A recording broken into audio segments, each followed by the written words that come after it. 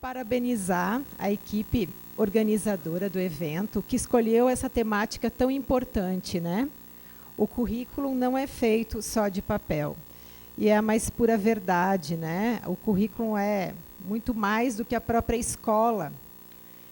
Tampouco a gente pode resumi-lo no papel.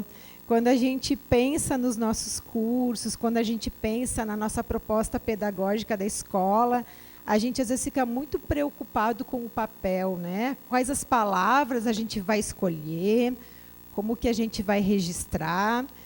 E a gente sabe que o currículo, para ele ser efetivo, ele tem que ser vivido todos os dias. É fácil? Não, não é fácil. É muito difícil. Qualquer proposta nova, eu acho que a proposta bilíngue, a nossa proposta lá do campus, que a gente tem muito carinho e acredita muito nessa proposta, é uma proposta complexa, é uma proposta difícil, mas ela é factível, ela é viável. E a gente vai trabalhando a cada dia para que ela realmente aconteça sempre da melhor forma. Então, esse é o nosso objetivo, né, lá no nosso campus, que eu já vou apresentar para vocês. Eu quero que a intérprete, por favor, se eu precisar de alguma explicação, me peça, tá? Se eu começar a falar muito rápido, me avisa, tá? Por favor. Então, eu vou falar um pouquinho sobre como surgiu e como que a gente trabalha hoje no IFSC, no Instituto Federal de Santa Catarina, Campus Palhoça Bilíngue. Esse aqui é o nosso campus, tá? Quando estava em construção, né? Aqui ele fica no bairro Pedra Branca, que é um bairro de Palhoça, que é um bairro bem bonito, bastante arborizado, né? Aqui já está ele finalizada a obra. E antes a questão do nosso campus, antes eu quero falar um pouquinho de mim, para vocês entenderem de onde que eu falo, né? Eu tenho 21 anos de experiência como professora do ensino básico, técnico e tecnológico. Não comecei no IFSC, tampouco iniciei minha experiência como professora, como docente, com a educação de surdos, nessa proposta bilíngue, né? Eu trabalhei 15 anos com dança e educação, finalizei minha pós-graduação o doutorado em 2011, já trabalhando no IFSC, e estudei a área de atividade física relacionada à saúde, com adolescentes, na área de escolares. Então, essa é a minha bagagem de pesquisa. E eu acho que tem coisas, acho que nada é por acaso nessa vida. Daqui a pouco eu me deparo entrando numa instituição, né, que eu nem sabia. Quando eu prestei o concurso para o Instituto Federal de Santa Catarina, Campus Palhoça Bilíngue, não tinha nada no edital que falava que era bilíngue Libras-Português. Eu estava fazendo a minha pós-graduação, terminando o meu doutorado lá na UFSC. Olha, abri uma vaga para educação física nesse campus. Então, eu vou fazer o concurso. Mas a gente não sabia nada. Eu soube que era essa proposta bilíngue para surdos quando eu fui entregar meus papéis para posse. Então, assim, foi uma surpresa. Primeiro, eu me assustei, eu confesso, mas foi uma grata surpresa. Porque quando a gente começa a trabalhar com uma proposta tão bonita, com uma proposta tão inclusiva, não tem como a gente não se seduzir por ela, né? Não tem como a gente não pensar que a gente precisa contribuir para que ela dê certo.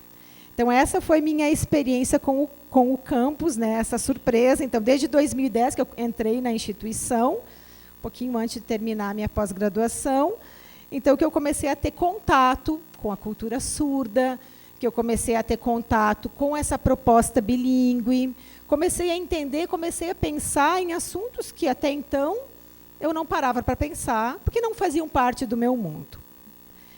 E hoje eu estou respondendo pela direção do IFSC Campus Palhoça Bilíngue, juntamente com a Simone, que é a palestrante do turno da noite, que vai falar um pouquinho mais especificamente sobre a questão do bilinguismo, da cultura surda para vocês.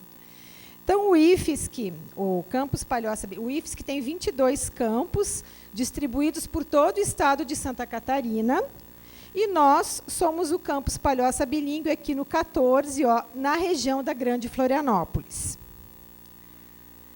Com certeza é um campus diferente, aqui eu ouso dizer, de todos os dos institutos federais do Brasil.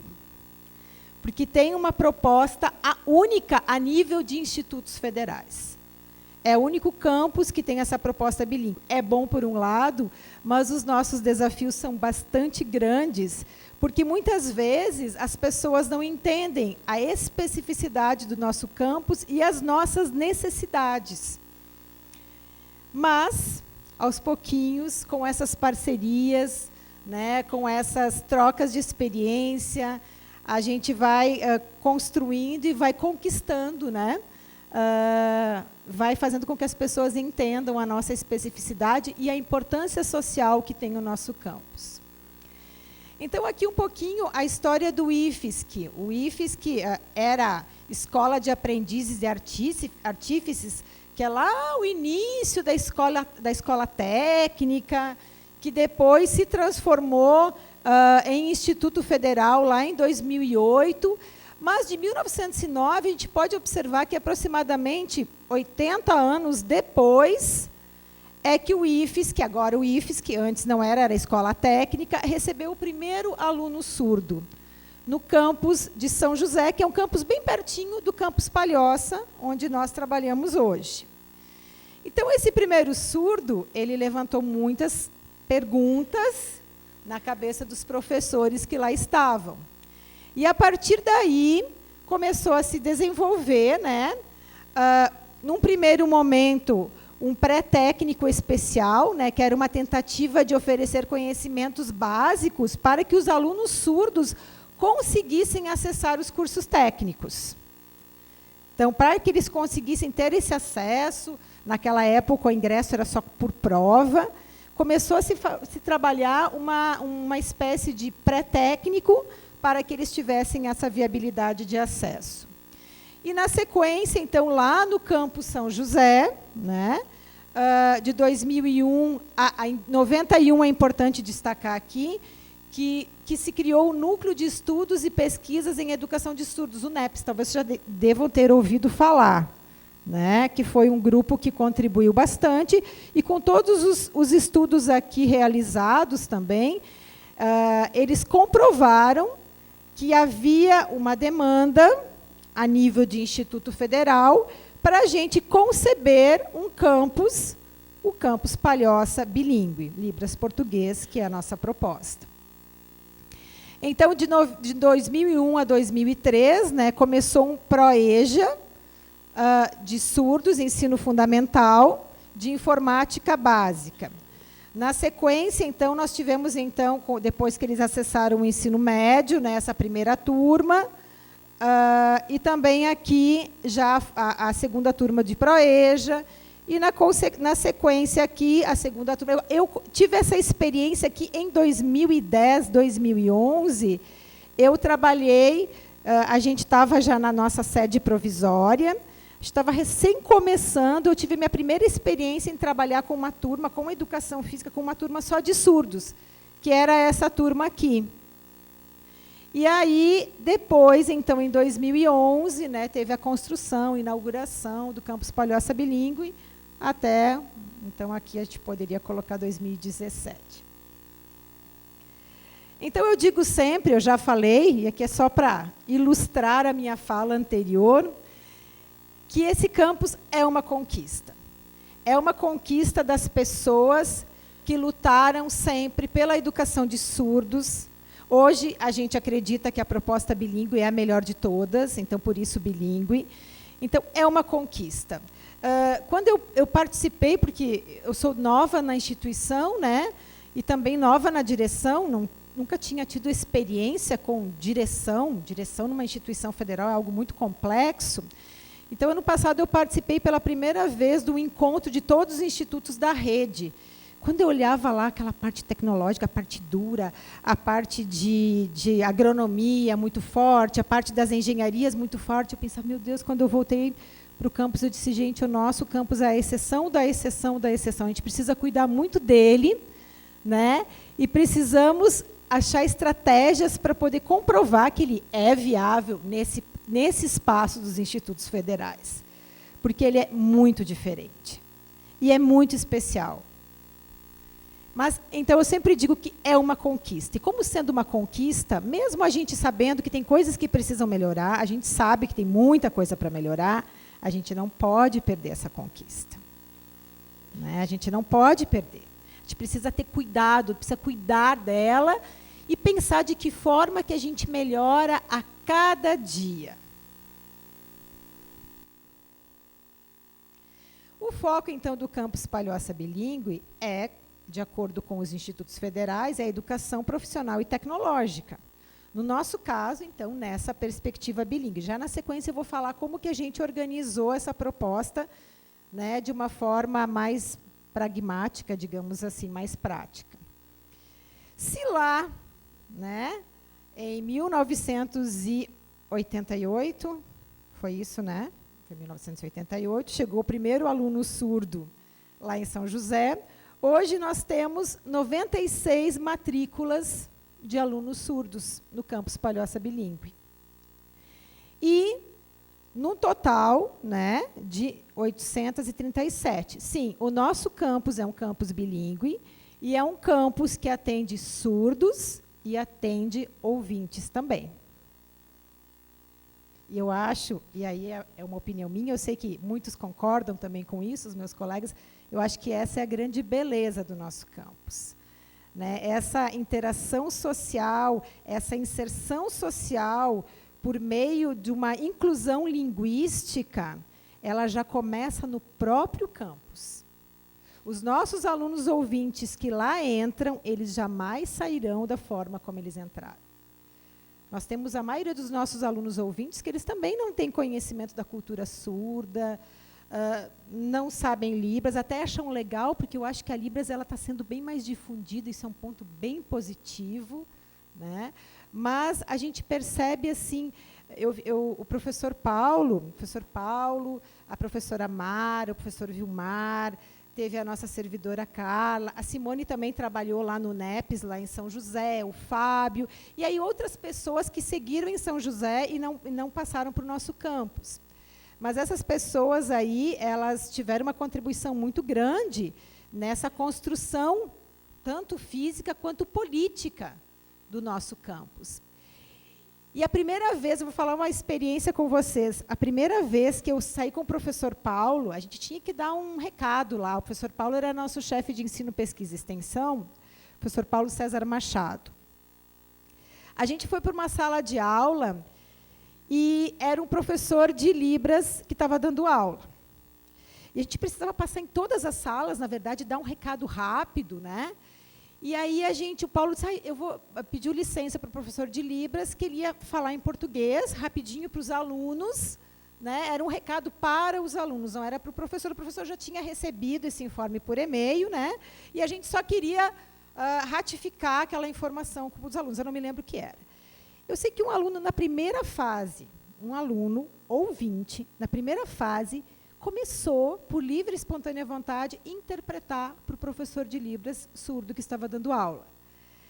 Quando a gente saiu da sala de aula, o Paulo correu uma lágrima assim e disse, gente, olha o que nós conseguimos presenciar hoje. Olha se esse projeto não é um projeto... Fico até um pouco emocionada. Olha se esse projeto não é um projeto belíssimo. Né? Então, assim, a gente... Nossa, foi tão rápida a resposta. E esses nossos alunos, né, por mais que estejam fazendo comunicação visual, eles aprendem muito rápido Libras. Mas, se eu tivesse na idade deles, eu já estava palestrando aqui em Libras. Né? Então, a gente vai tentando. Mas, só para trazer para vocês assim, todo esse cuidado e todo esse carinho que a gente tem por essa proposta, e que as pessoas que conceberam também conseguiram presenciar, agora todos estão aposentados, né? E agora tocaram o barco para a gente, né, Simone? Simone aqui para a gente tocar o barco, né, Tom? E para mais várias pessoas que não estão aqui, que nós estamos representando hoje. Então, finalidades do campus.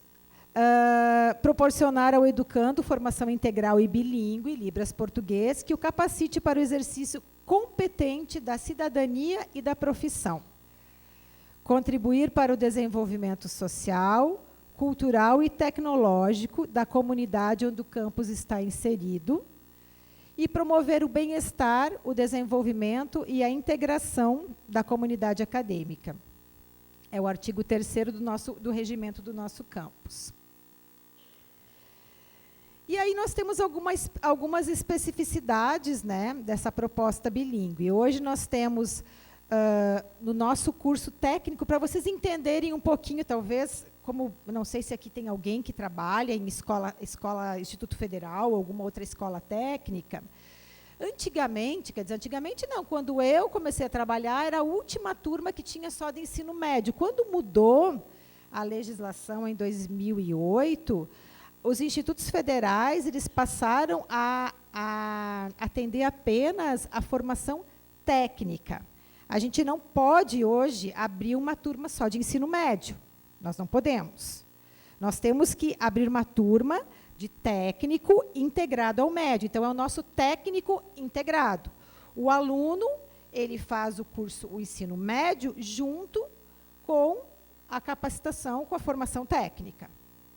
Certo? Então, no nosso curso técnico integrado em comunicação visual, nós temos turmas separadas. Nós temos turmas só de surdos e turmas de ouvintes. Certo?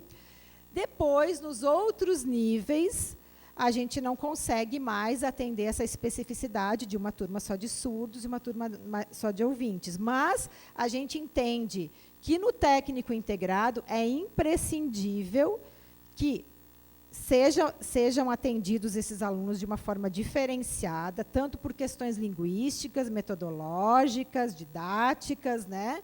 Então, a gente acredita muito nessa proposta de atender alunos surdos e alunos ouvintes distintamente em turmas separadas. Então, a gente tem hoje o ingresso por sorteio. Todos os surdos eles são atendidos, né, até porque a gente sabe que o número de alunos surdos que buscam e conseguem ter esse acesso, até o acesso físico, né, não o acesso mesmo à educação, mas o acesso físico à instituição. Alguns moram mais longe e tudo mais, a gente sabe que não é um número tão expressivo, então a gente consegue atender todos os surdos. Até hoje atendemos todos os surdos que se inscreveram.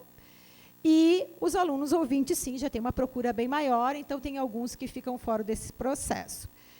É interessante também que a gente conseguiu, a nível institucional, né, traduzir o vestibular no ensino superior para Libras, um trabalho que o Tom participou já em um momento, né, Tom, esse ano de novo. Mas, a partir de 2018, o ingresso no IFSC vai ser apenas por meio do SISU, 100% SISU. Hoje nós temos 50% SISU e 50% vestibular. Para o próximo ano, vai ser 100% SISU. Eu chata, todas as reuniões que tinha do colégio de dirigentes, falava, gente, não tem Enem em Libras, a gente não pode concordar com isso, Felizmente, a gente espera que seja uma experiência gratificante, né? E que essa tradução que vai ser feita do Enem para Libras, ela seja exitosa, né, sob o ponto de vista didático, para a compreensão do candidato surdo, depois a uma vaga pelo SISU, né, pela prova do Enem. E também algo que a gente conseguiu conquistar, né, a nível institucional, é essa correção da redação do aluno surdo de uma forma diferenciada, como o português como sua segunda língua. Dos componentes curriculares, né, nós temos, então, Libras como L1 e L2. Então, os nossos alunos ouvintes, eles têm, de 8 fases de formação do curso integrado, eles têm 6 disciplinas de Libras. É isso, né, Simone? 6, né? 6 disciplinas de Libras. E o português também, tem muitos alunos que fazem, os nossos alunos surdos, muitos vêm no turno da manhã para fazer algum reforço, atendimento extracurricular, normalmente do português como L2, que não todos, mas uma grande parte chega também com algumas lacunas aí no português, mesmo considerado como L2. Então, as metodologias de ensino é algo que a gente está construindo e reconstruindo, né? A partir das nossas experiências vividas, alunos e professores. Já temos alguns caminhos, né? Mas a gente sabe que precisa sempre estar reavaliando, revisando. A gente recebe professores novos, a gente recebe perfis diferentes de profissionais, então a gente precisa também sempre estar pensando nessa capacitação desses profissionais, que não é assim. O professor chega em um ano, mesmo que ele já venha, nosso último concurso, ele teve a prova didática em Libras, é algo que a gente também está avaliando agora, se foi eficiente, não foi eficiente, para que nos próximos concursos a gente ou mantenha ou mude um pouco a estratégia. Mas até que o grupo de profissionais, de professores, eles consigam realmente, a gente consiga ter uma unidade de ação na proposta metodológica, é um caminho a ser percorrido. Então, por isso que a gente precisa sempre estar avaliando, repensando, por onde a gente pode ir, né? Às vezes, tem semestres que os professores estão com uma carga horária bem excessiva de aulas, têm dificuldade de se capacitar. Então, isso tudo acontece na vida real. Né? Nas pesquisas, a gente mostra lá nos nossos artigos tudo que deu certo. A gente não fala o que aconteceu nos bastidores. Mas é muito complexo. Né? Nós precisaríamos hoje, pensando em Instituto Federal, na especificidade do nosso campus, nós precisaríamos de muito mais profissionais atuando. Tanto da área técnica, quanto da área de docentes mesmo. Acho que é isso. Vou tentar acelerar. Vou falar dos nossos itinerários formativos. Nós temos dois eixos, dois itinerários formativos, a educação bilíngue e a produção em multimídia. Então, no eixo da educação bilíngue, nós começamos com os FICs, os cursos de formação inicial e continuada, Libras, básico, intermediário, avançado, português como L2, etc. Os nossos cursos técnicos em tradução e interpretação, a gente tem o subsequente, a partir de 2018-1, a gente vai abrir o curso técnico em tradução e interpretação integrado. Nós temos o superior em licenciatura, pedagogia bilíngue presencial, que nós iniciamos agora, esse semestre, 2017-1. E a especialização em educação de surdos. No outro eixo formativo, outro itinerário formativo, nós também temos vários cursos, né, de curta duração, stop motion, produção de vídeo, edição de vídeo. Temos o curso técnico integrado de comunicação visual e temos o ProEja também, que a gente abriu esse semestre, de manutenção e suporte de informática. Temos um tecnólogo de nível superior, que é de produção multimídia, e estamos também em fase de elaboração de uma proposta que é uma espécie de tecnologias para elaboração de materiais didáticos bilíngues, que é uma outra especialização que a gente quer ofertar. E aí, eu acho que, eu sempre digo assim, que as pessoas que conceberam esse campus, elas tiveram um feeling bem aguçado, né? Por quê? Porque os nossos itinerários formativos, a gente pode imaginar que eles são verticais, eles até podem ser verticais, mas eles se conversam, porque um itinerário, ele coexiste com o outro. Um complementa o outro. Né? A educação bilíngue, a gente depende muito da área de multimídia, muito da área de tecnologias. Para tudo, para registros, para produção de material, a gente precisa muito da área de tecnologia, da área de multimídia.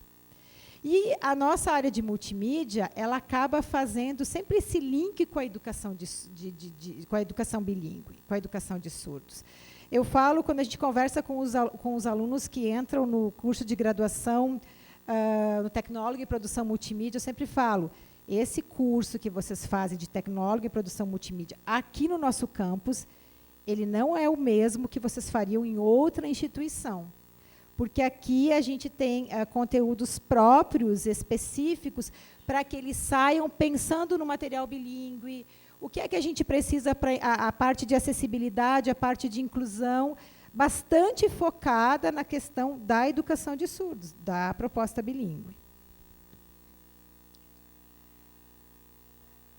Nós temos alguns desafios aqui, né?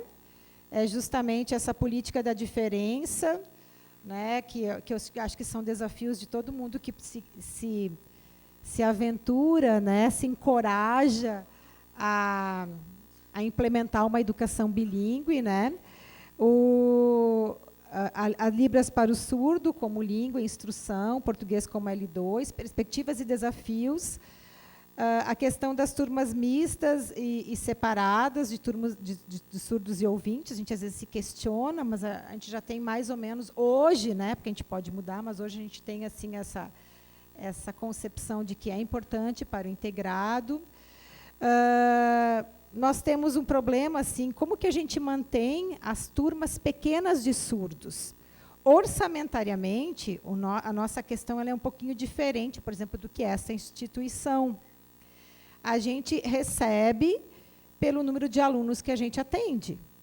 Só que nós entendemos que o aluno surdo, ele demanda, por conta das questões metodológicas, didáticas, e talvez com o tempo não demande mais, mas hoje que a gente está em processo de construção, ele demanda muito mais horas de planejamento, demanda a própria instituição, ela demanda, por exemplo, mais mediação, mais profissionais de tradução e interpretação para a mediação, para a construção de materiais, e é algo que a gente tem restringido, né? Nós temos restringido no nosso quadro.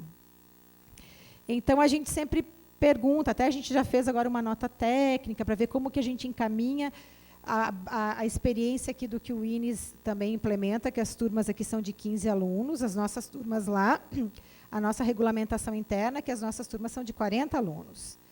Então, para os alunos surdos, na nossa regulamentação ainda está 40 alunos. É claro que a gente nunca vai conseguir, a gente, até hoje, acho que o máximo que a gente recebeu de alunos surdos foi 18, 20 alunos, né, para um semestre. Mas a gente aí abre com essa limitação, mas não tem esse reconhecimento orçamentário, né, desse, digamos assim, desse valor que deveria ser repensado de uma forma diferente para as turmas específicas de aluno surdo. Então, a questão orçamentária são alguns desafios, né? Profissionais bilíngues e essa formação interna que eu também falei, que são desafios, as pessoas não chegam prontas, elas precisam ir se capacitando, é no dia a dia. Eu acho que a gente aprende a fazer fazendo, né? Eu acho que eu comecei a entender muita coisa quando eu comecei a dar aula de na especialização de projeto de pesquisa, acho que era metodologia da pesquisa, projeto de pesquisa na especialização. Eu comecei a ter contato direto com os surdos, eu comecei a entender coisas que só na leitura eu acho que eu não conseguiria ter a real dimensão, né, do que significa, qual o desafio metodológico para trabalhar uma turma mista e atender as demandas dos nossos alunos surdos que estavam lá cursando a especialização. E aí também uma outra perspectiva e também um desafio é essa produção de objetos de ensino e aprendizagem nessa perspectiva bilíngue. Alguns trabalhos rapidamente, a gente vai... Tenho ainda 2, 3 minutinhos? Então, alguns trabalhos que a gente já desenvolveu e que já estamos repensando, né, mas a gente sabe que precisa melhorar o nosso site, precisa melhorar bastante, mas já teve algumas concepções interessantes, né, que a gente tentou colocar para o primeiro plano a língua brasileira de sinais. Nós precisaríamos de mais profissionais também para gravar mais notícias, para poder mantê-lo mais atualizado, mais completo, digamos assim, né? Mas aí são as nossas limitações, que a gente precisa buscar, tentar construir. Então, já foram criados, testados, alguns GIFs para botões, vídeo para textos, alguns linkzinhos aí, menu secundário. A parte mais estética e conteúdo também, já tem até publicações que foram feitas. Acho que até a professora Laís já veio aqui conversar, não sei em que espaço, que apresentou melhor o site do nosso campus.